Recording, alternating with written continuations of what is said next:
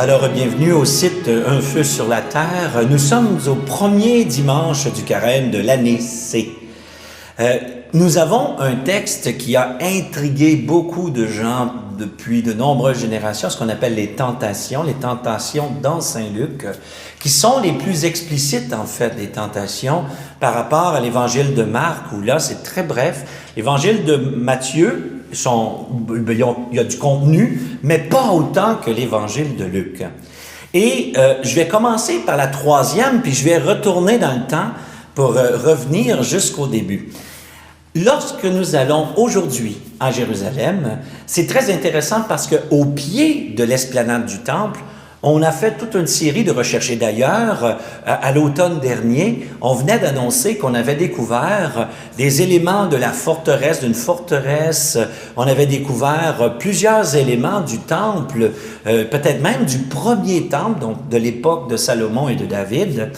Ce qui fait que dans tout le bas du mur où il y a le temple, et aujourd'hui, la mosquée, Al-Aqsa, le dôme du rocher et tout ça, mais juste en bas ici, il y a eu des recherches, c'est fantastique. On a atteint le niveau, là maintenant on est vraiment au niveau qu'il y avait au temps de Jésus, c'est-à-dire on parle du temple construit par Hérode, des rues construites par Hérode le Grand. Et ça, c'est fascinant.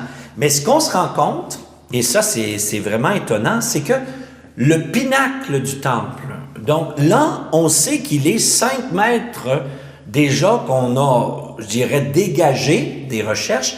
Donc, c'est 5 mètres de plus, mais on sait qu'à l'époque de Jésus, c'était encore un autre, je pense, 3 ou 4 mètres. Ça.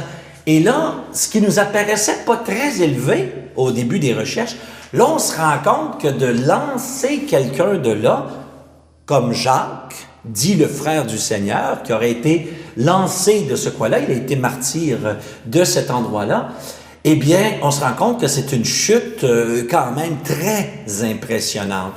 Quand on dit l'endroit le plus élevé du temple, c'est en fait le pinacle du temple. C'est un des coins du temple et c'est le coin qui est tourné vers la vallée du Cédron entre Jérusalem et le mont des Oliviers.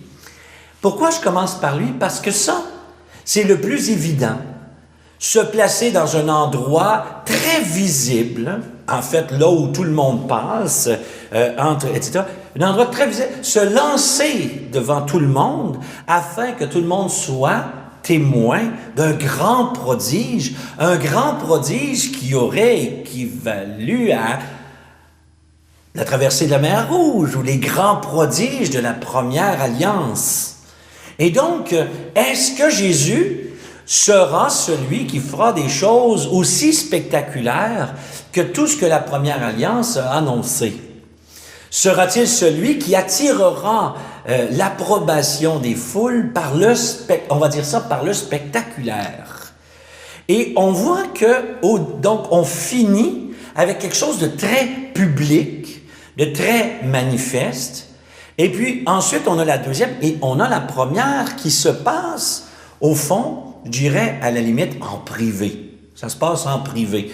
Jésus a faim, nous dit le texte. Donc 40 jours, 40 nuits, sans manger. Et voici qu'il a faim. La première tentation, donc, c'est par rapport au fait qu'il a faim, la nourriture. Mais en fait, c'est pas une tentation sur la nourriture.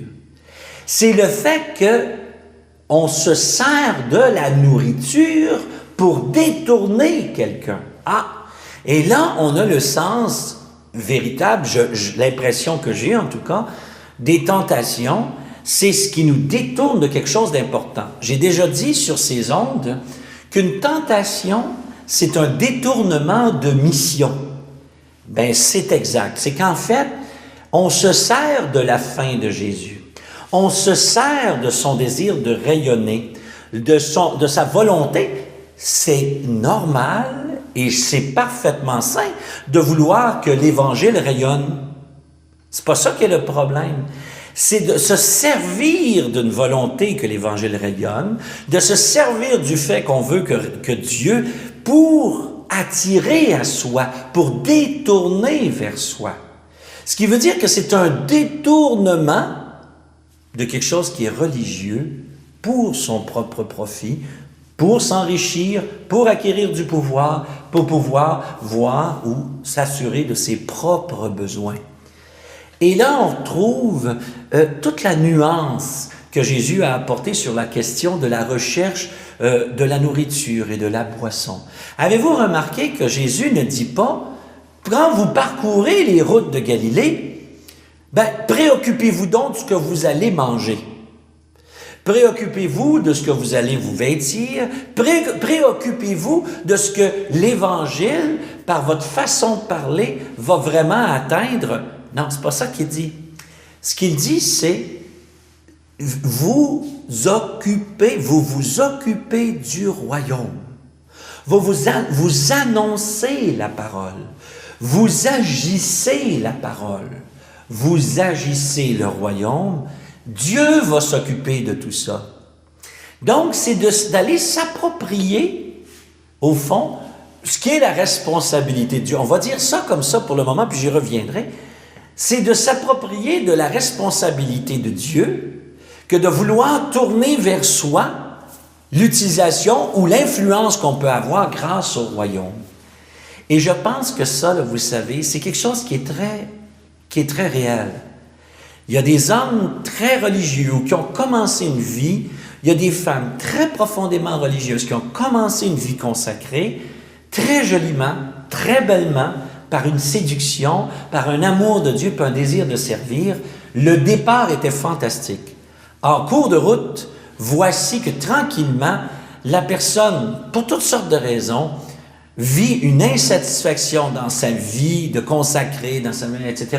Et va commencer à détourner les ressources pour ses propres besoins, va commencer à détourner les ressources de l'Église pour soi, va commencer d'une façon égocentrique, d'une façon qui est égoïste, va commencer à vraiment utiliser ce qui est pour Dieu et son royaume pour satisfaire leurs propres besoins. C'est de ça que nous parle le texte. C'est qu'au fond, Jésus a vaincu ces démons-là, a vécu ces tentations-là. Tu sais, le langage, il est vieux, puis des fois, parce que le langage, il est vieux, on pense qu'il n'est pas actuel. Mais en réalité, c'est l'inverse. C'est que le langage a réussi à détecter dans l'histoire, il y a peut-être longtemps. Donc, sa formulation, sa manière de dire les choses peut nous donner l'impression que c'est vieux. Mais de croire que la réalité est vieille, c'est la meilleure façon de s'exposer tout plein à ce que ces mêmes tentations-là nous sautent en plein visage aujourd'hui. En réalité, c'est très, très concret, c'est très pratique. La société nous montre combien de fois aussi des gens bien intentionnés qui se sont impliqués dans la société civile et qui voient une occasion, à un moment donné, une fois qu'ils sont députés ou ministres, de profiter de leur posture, de leur position, pour attirer à eux des avantages. Moi, je rêve, et pas d'une façon idéaliste, d'une façon pragmatique. Je rêve à des hommes et des femmes qui sont des incorruptibles. Des incorruptibles au sens le plus beau, le plus riche. C'est que, comme François d'Assise le dit très bien, mais je dirais, comme Saint Paul le dit, comme tant d'autres le disent, c'est que ta relation avec Dieu est si riche, est si belle, que le reste te coule sur le dos comme de l'eau sur les plumes d'un canard. C'est-à-dire qu'il n'y a pas moyen de te détourner. Nous autres au Canada, pour ceux qui sont sur Internet, on a vécu une élection l'automne dernier. C'est bien sûr qu'au départ, tout le monde part et a des bonnes intentions. En fait, le vrai test va être dans 3 ans, dans 2 ans, dans 6 ans. Est-ce que la personne va continuer de manière constante à être au service des gens, véritable service des gens, et non orienté vers soi, pour soi, à son avantage, les compétences qu'elle aura acquises, puis ça, pourquoi? La population l'a élu aussi. Alors, des textes comme ceux-là, comme aujourd'hui, Moi, ce que j'aime, c'est de les voir, mais de façon très moderne. La recherche du pouvoir, la recherche de l'avoir, la recherche de satisfaction de ses propres intérêts. La recherche de la gloire aussi dans le sens d'attirer l'attention, qui est, à mon avis, avec l'inflation des communications, c'est rendu qu'il est plus important d'attirer de l'attention des gens, même si pour faire les pires âneries, que d'avoir de la consistance. Et ça, parfois, on le voit dans certaines campagnes de communication de partis politiques ou de grandes compagnies. Il est plus important d'avoir de l'apparence, d'avoir de l'image, de soigner l'image sans avoir parfois de contenu. Et ça, c'est malheureux. Il ne faut surtout pas avoir de contenu parce que les gens, paraît-il, sont pas capables de le prendre. Moi, je vous dirais que le Christ dirait exactement l'inverse. Il faut avoir d'abord de la consistance. Et qu'il y ait aussi de l'image. C'est pas une mauvaise chose. Mais l'image doit être un rayonnement naturel de la consistance. Et puis, donc, la mission de Jésus. La mission de Jésus, c'est elle doit avoir de la consistance. Il vient témoigner, déployer le règne de Dieu. Elle a de la consistance, il y a de la cohérence, qu'il y ait aussi du rayonnement populaire, qu'il y ait aussi du succès. Il y aura aussi des échecs. Eh bien, ça, c'est normal. Mais c'est pas sur la base des échecs ou la base des succès que je modifie le comportement. Je dois être et paraître ce qu'on est appelé à être. Être et paraître, ce qu'on est appelé à être, c'est ce qu'on appelle la mission. Jésus, à travers les tentations, il a répondu quoi? Je ne me laisserai pas détourner de la mission que le Père m'a confiée.